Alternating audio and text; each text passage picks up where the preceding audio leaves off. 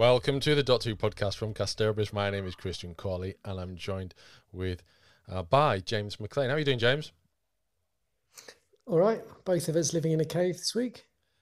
Quite possibly. Sound, obviously. Yeah. Well, it's better than it was 10 minutes ago, isn't it?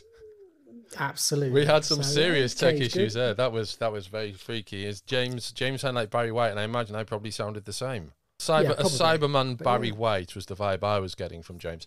Well, let's see us as being in a sort of Revenge of the Cybermen Voga cave. Yes. If we want to give a picture to the listener, that's where we are. Do you know, before I came in the shed office, as I call it, can't do anything about that. I'll have to get onto shed office. Yeah, in the cave. Do you know what I was doing? Do you want me to tell you what I was doing? You won't believe me. I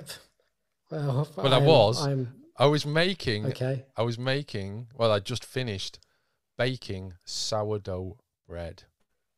Which that's a relief. No one listening to this knew what you were going to say, and there was a sort of bated breath. Baking hash cakes. Bread. No, baking sourdough bread. Not only was it sourdough bread that I made from scratch, I also made the starter from scratch last week. So working. I mean, breaking all the stereotypes this week on the podcast with a K. And I just had a piece of it. The second loaf, I had a piece of the second loaf, which we baked earlier on today, with homemade plum jam that my wife made before we went on holiday from our tree of plums. Wow. Yeah. It's positively domestic, isn't it? It is, isn't it?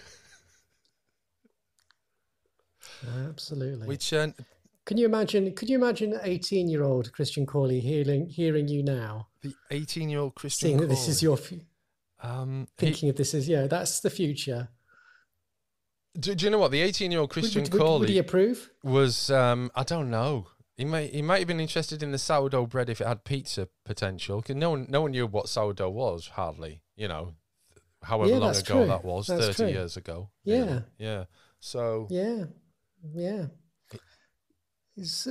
I mean, Britain has changed a lot in that 30 years in terms of food. Yeah. Oh God. Yeah. Awareness of food and knowledge of food. Yes. Definitely a massive shift. And I think it started around that time as well with shows like, the end of the Lloyd Grossman MasterChef and things like Can't Cook, Won't Cook. And then you get like popular chefs like Gary Rhodes. That's an interesting point. Yeah. So I think it started. Yeah, there was that sort of shift there. Yeah. So I left school and then I'd go to college. So I wasn't at college like every day of the week, because it was like 4.5 days a week or something like that, and then there's the school holidays, and then you leave college, and particularly the leave college period, there's a lot of daytime cookery shows.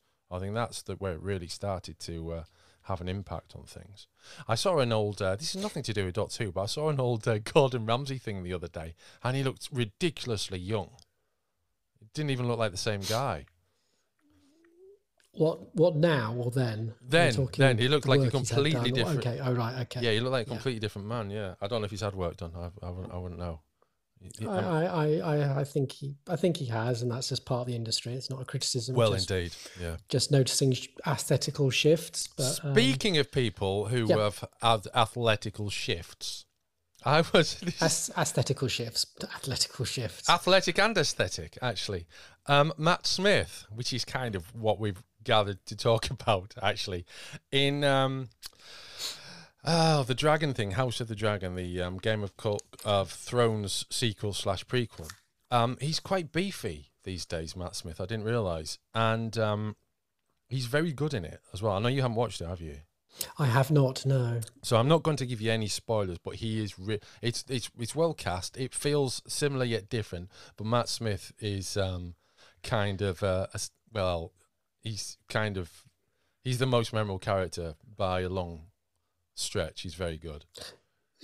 So do you think? Because I mean, in a sense, once again, which is kind of going to be what the topic is here, Matt Smith is actually fighting against the odds in terms of his casting, because this prequel obviously comes as being a prequel before and therefore after the original series, which ended on a very sour note for a lot of people watching it. So he's got an uphill battle to, no matter how good this is, to actually refresh the palette away from the memories of the ending of Game of Thrones. Yeah, I'd agree with that. Do you think it's got the potential? Do you think? I do. Is he on a winner? I think he might be. I think he actually might be this time, which is interesting, isn't it? Because we've you and I have chatted about this a few times, both on and off air, as we say. And Matt Smith's made a few movies over the years, and none of them seem to have done very well, despite them being kind of quite high-profile movies. There's the Terminator one, Terminator Genesis. Yeah, and then there's Morbius as well from this year. Now that's just two. What else is there? But he also dodged, strangely enough, with Rise of Skywalker, which I believe he was meant to be in, wasn't he? Oh, of course, yeah. Was Matt Smith meant to be in Rise of Skywalker? I think he was meant to be in it, but hang on, Rise. Was it? Or was it? No, it wasn't. No, you're right. It was Rise of Skywalker, but I don't think they even filmed those bits in the end. They didn't know, but there was a talk because it was going to be something to do with the Skywalker legacy, I think, was the conversations. But that didn't transpire. But if it had transpired, I wonder if he'd have again sort of formulated again this sort of film cinematic legacy. Because as you pointed out in the last conversation, which I hadn't really thought of, his television legacy has been fairly good. Yeah. It's the cinematic one that's the problem. It's really, really good. I mean, you've got Doctor Who, but before that, he'd made an impression on a few things. There was the Secret Diary of a Call Girl that he appeared in, but more particularly, there was the Billy Piper vehicle, the Sally Lockhart thing, The Shadow in the North, and it's his appearance in that, and its prequel, The Ruby and the Smoke. He was really good in those, and obviously he had the stage thing, and he was involved with the History Boys, and he did the Christopher Isherwood thing after he was cast as Doctor Who, again on TV, or a TV movie, and he's done really, really well on TV. After Doctor Who, he went into The Crown, playing the Duke of Edinburgh. And he's made little appearances here and there on other shows. He's in an episode of This Time with Alan Partridge. He's the voice of Superworm. And then there's bits and bobs all the way along. And then there's this Morbius movie, which came out this year, which I'm not entirely sure what Morbius is. Can you help me out here?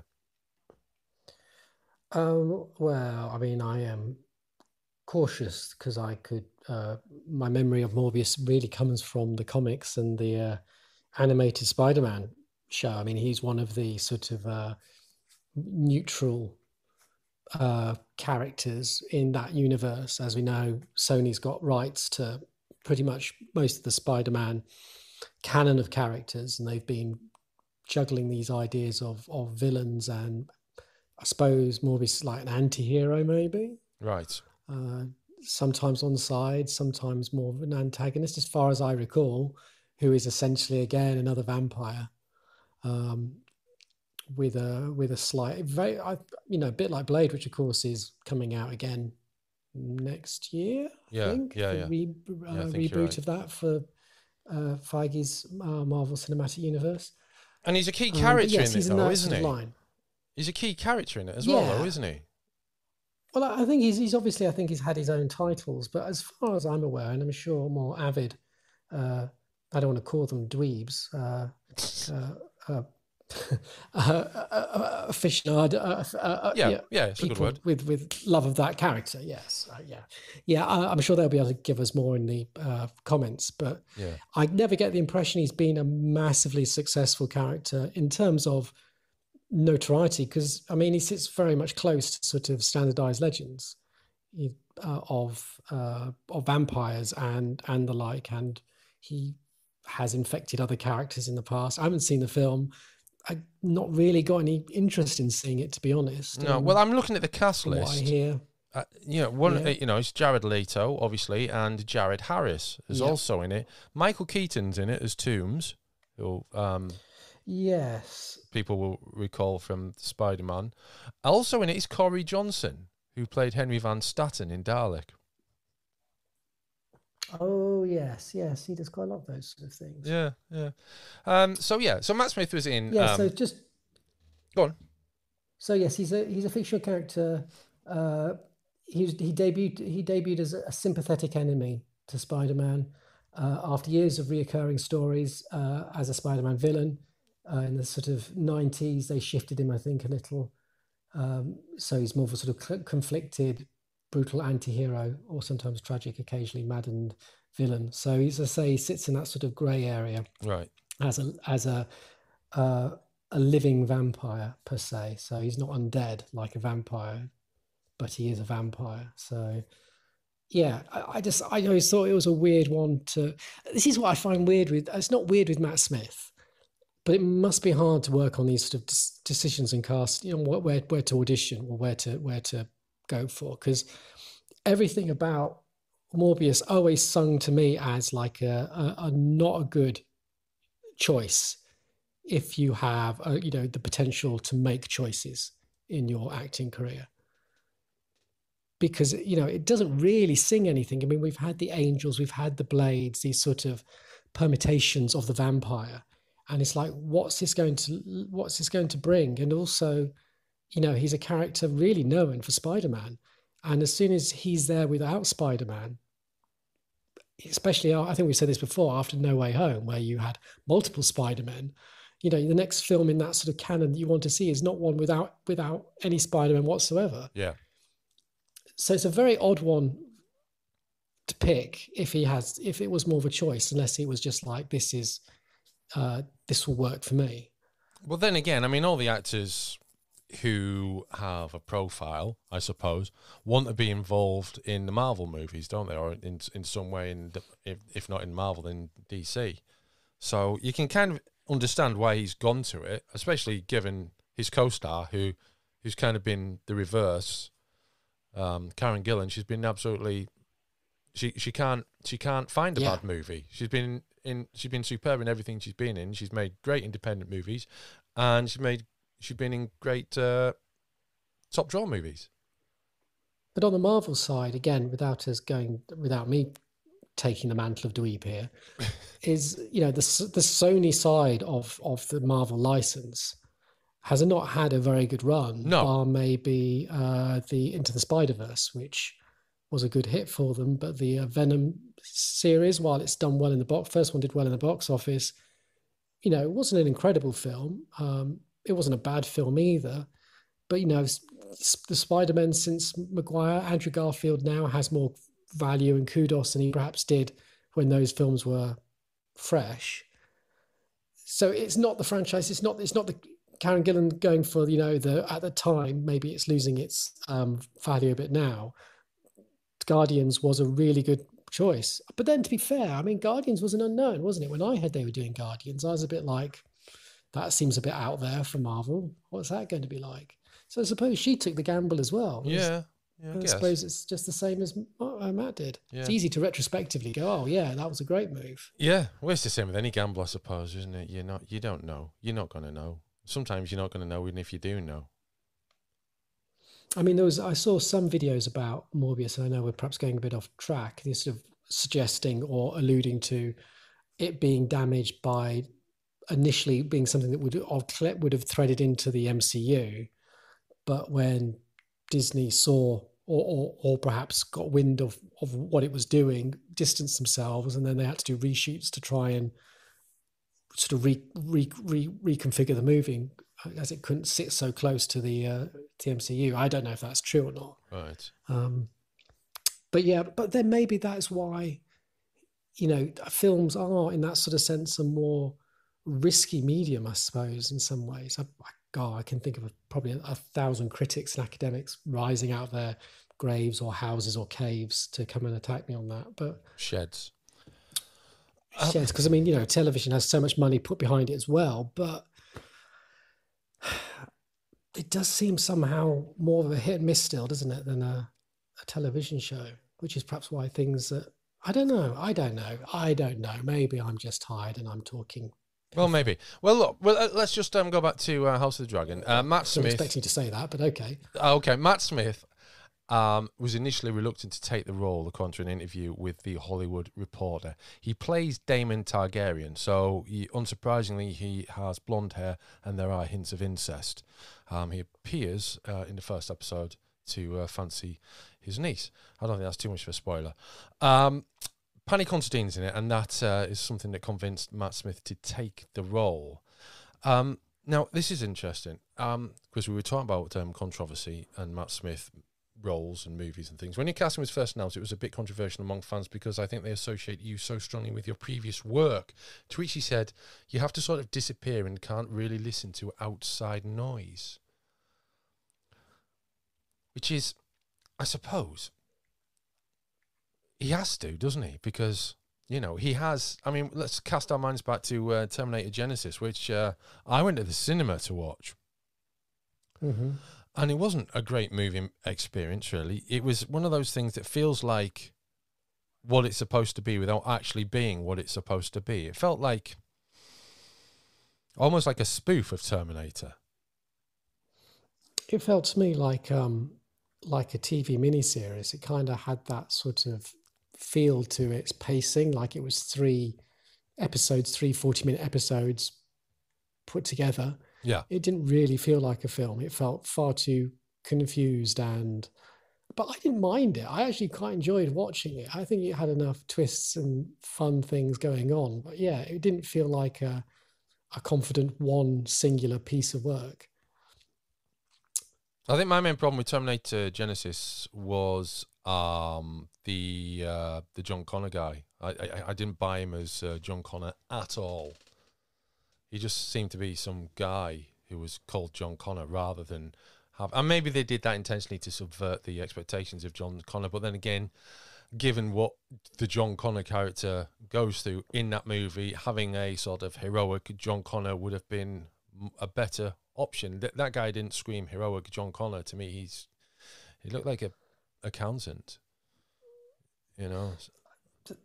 Again, we're going a bit off track, I know, but I mean the Terminator films, I think one of the biggest problems they've had is that their castings have been never particularly strong since the first two. Yeah.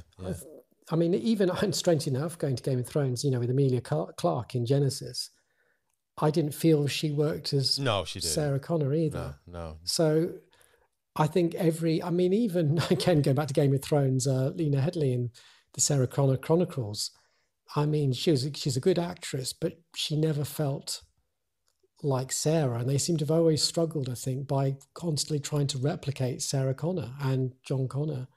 And I think that, to some degree, creates too much of a comparison for audiences.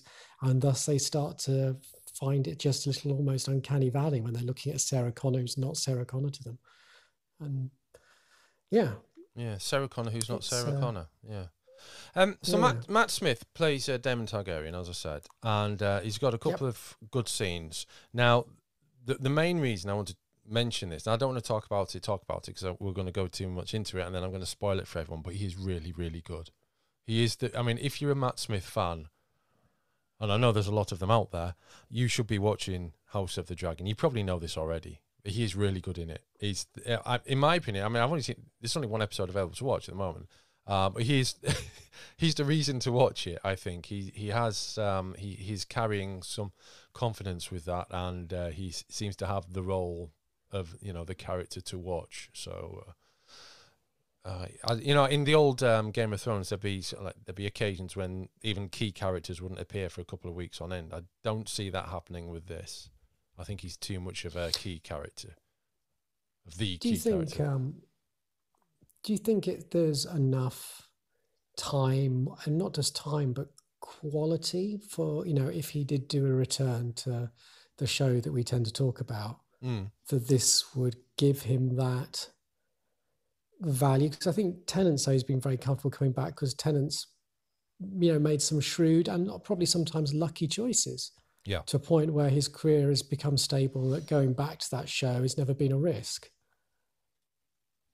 While Matt Smith, as you say, The Crown was very good and stuff prior to Doctor Who was very good.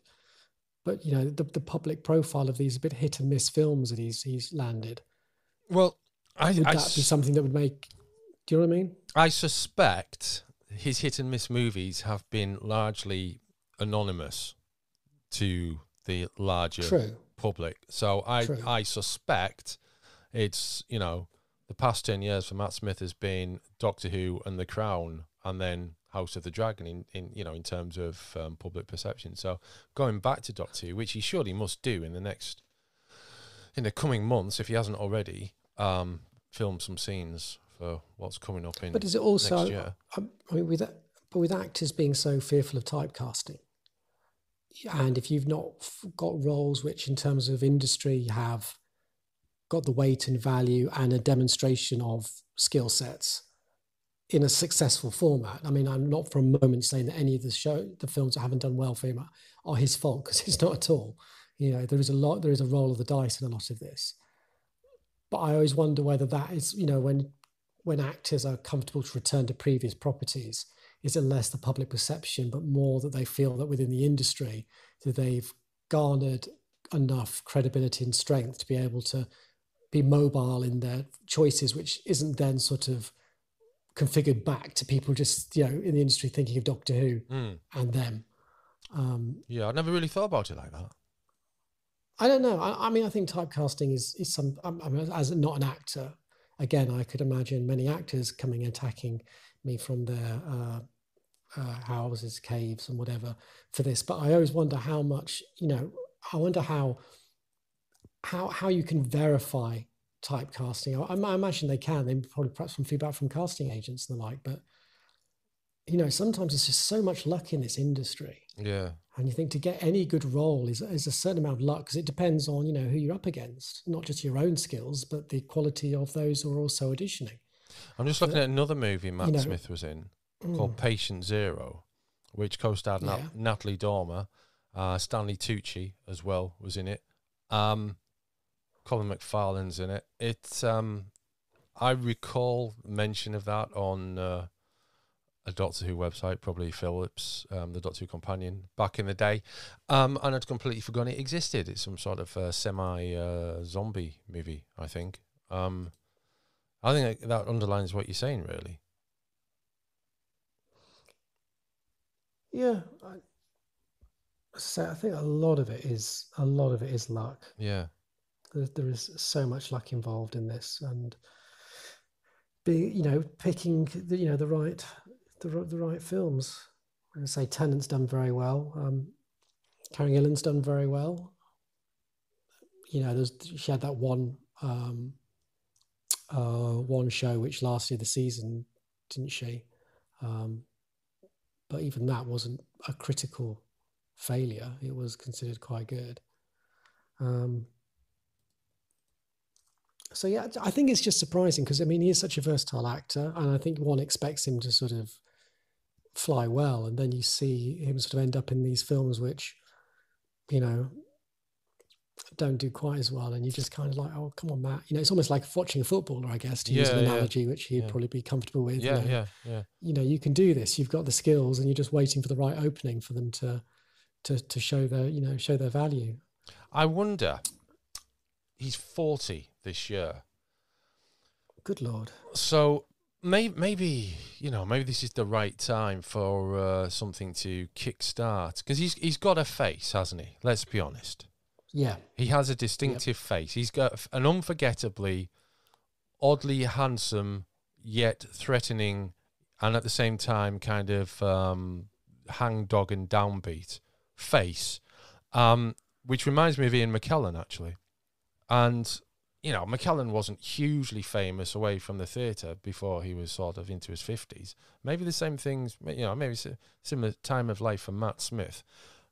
He can, capitalise on his looks more now he's getting older. And I find I've grown into my face more in the past 10 years.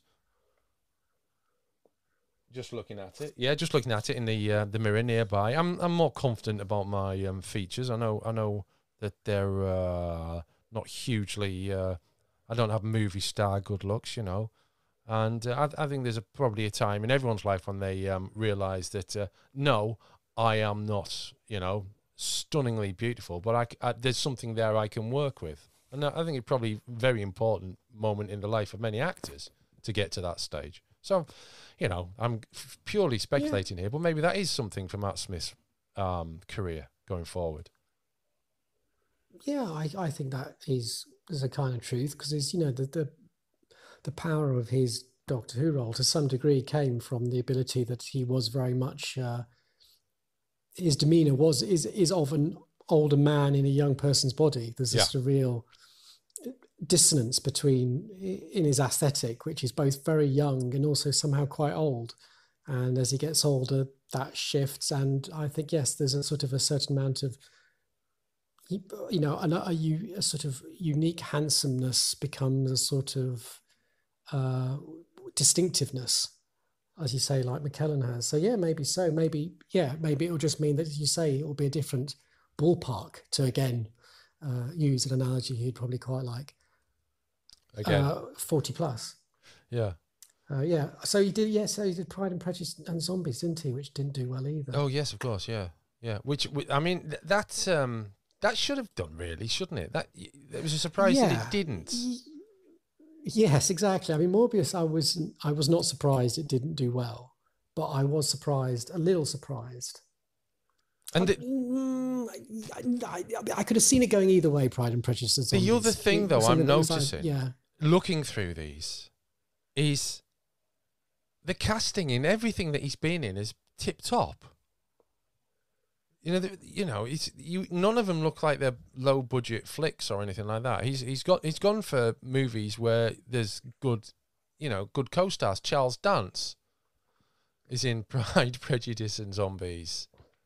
You know, it's not some thrown together piece of nonsense on Channel 4. It's a movie that's funded with a decent budget and a screenplay and distribution and everything.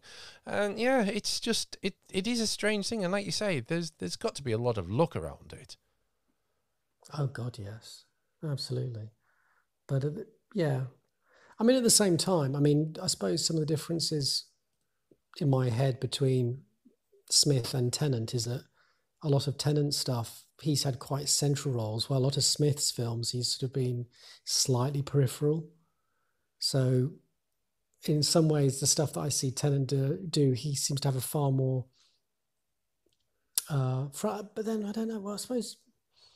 it's just hard, isn't it? I suppose Tennant's done a lot of TV, hasn't he? He's kept quite a lot onto the TV side. While Smith, apart from The Crown, has ventured into the sort of more, as I say, perhaps the more dangerous terrain, the hit and miss terrain of film. Well, we probably should walk towards the David Tennant thing, actually, because there's something I want to talk to you about David Tennant shortly. But I think you're probably right. I'm just looking at David Tennant now. Good Lord. Is there any ends to this? Since 2010. Since 2010... Single Father, Rex is not Your Lawyer, which was just a pilot. Murder in Samarkand, Lachlan Macquarie is the father. Oh, that's a documentary. I'll try and skip the documentaries. United, The Decoy Bride, Fright Night, This Is Jinsey, The Go-Betweens, Much Ado About Nothing. Playhouse Presents, True Love, 2012, voicing that. Not a real documentary. So You Want to Be a Pirate, Star Wars, The Clone Wars, Love Virtually, whatever that is. Nativity 2, Spies of Warsaw, The Politician's Husband. It's still only 2013, people. We can jump forward a few years. There's obviously Broadchurch, and then its remake, Grace Point. He's voiced Teenage Mutant Ninja Turtles. He's done Call of Duty World War II. I didn't know he was in that. I'll look out for that. I'm kind of midway through playing that. W1A, Dragons, Race to the Edge. That's the How to Train Your Dragons, that universe. Good Lord, Jessica, of course, the Jessica Jones thing. Deadwater Fell, there she goes. Good Omens, of course. The Sandman, there she goes. Staged. He's Scrooge McDuck. He's even Scrooge McDuck now. Yeah. Ark Genesis Part 2, he's voiced that video game. Final Space, I've never heard of that. I'm guessing it's a cartoon. Around the World. Final Space was good. Yeah. Around the World in 80 Days. Something called Genlock. He's in The Edge of Reality. And obviously he's made a thing called Inside Man. He's in at least 2 more episodes of Doctor Who. He's kind of and then there's the Big Finish stuff. And then there's the documentaries that I haven't mentioned. He's a bit of a machine, isn't he? Yep. That is incredible. Yes, he's 156 incredible. Credits to his name, and I would say, where are we? 1998. So it's about there. I would say 130 of those must be after Doctor Who. So, wow. So David Tennant, it's very different. It's contrast, isn't it? It's an incredible contrast. But then again, I mean, I can only think of, I know there's got to be more than one, but I can only think of one movie that he's done, which is the one with Billy Connolly, that stands out. He voiced the Highway Rat, of course, as well. Yeah. What we did on our holidays or something like that. What we did on our holiday, back in 2014, which I think is a good film. But I'm not really sure if there's any more than that really stand out beyond that. And again, there are a lot of video games in this as well, and cartoons. But I mean, the movie side, he's not aiming for the blockbusters, is he? No. His films are.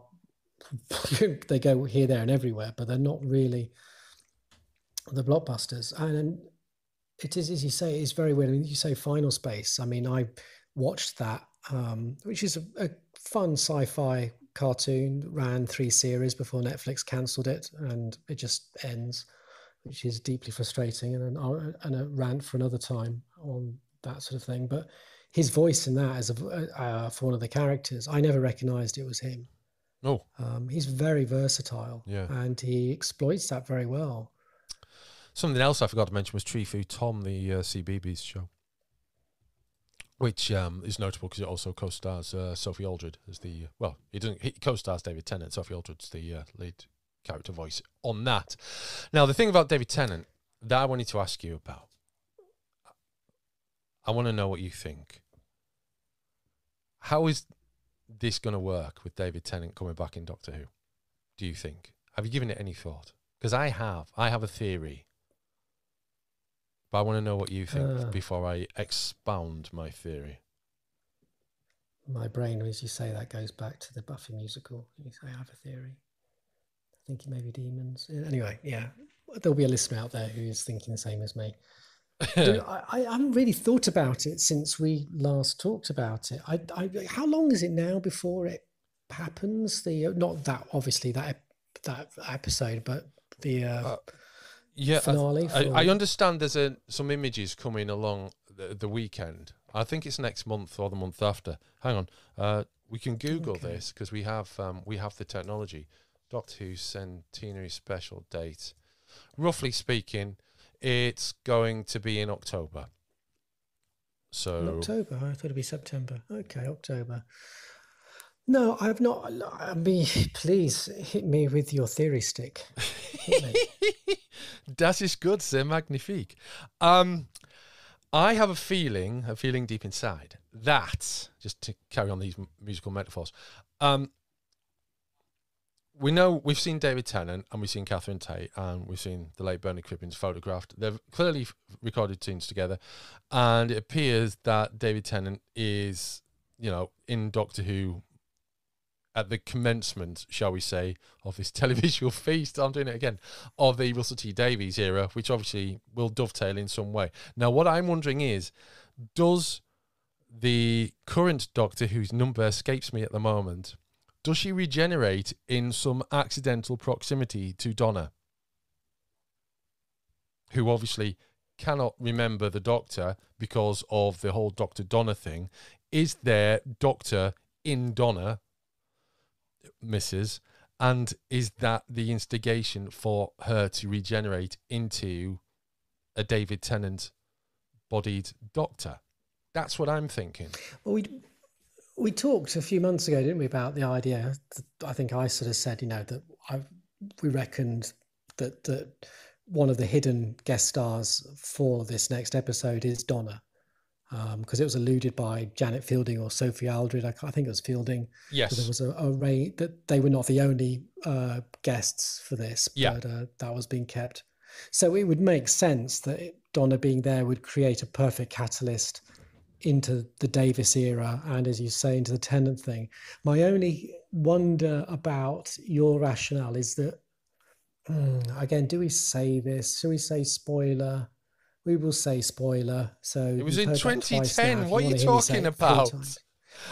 I'm talking about stuff we've seen that's leaked. All right. Okay. So okay. I'm sort of saying spoiler for 3 times now. Okay. If you say it again, it will appear. Yeah, that's right. And it could quite possibly, because I'm actually talking about the police box. Okay. We've seen there was a shot in one of the location leaks of a Tennant police box, the old Ed Thomas one, rather than the current one. And there's been shots of the current one too. But it seems very odd that if he was just a regeneration of Jodie, that older box would be in a shot, while the newer box is in some of the shots.